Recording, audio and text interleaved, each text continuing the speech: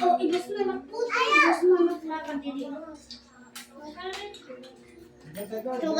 Sino pa, Mi? Ang bata. Nagkinapot na lang si Eralyn. Babae lang, ito lahat man. Ha? Mga bataan. Yeah, day, di na. Pakauna. Kinapot ka na lahat na po. Amit, nakabatang pangami ng iba. Pag-uwi talaga nila, ay paglukarin kayo. Kung nila lakuan eh, ha? Di na nga, bataan ko nga, si mga tayo pakuanan.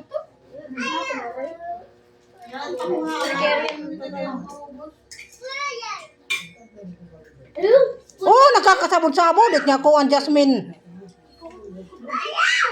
Kakasang malimliwat.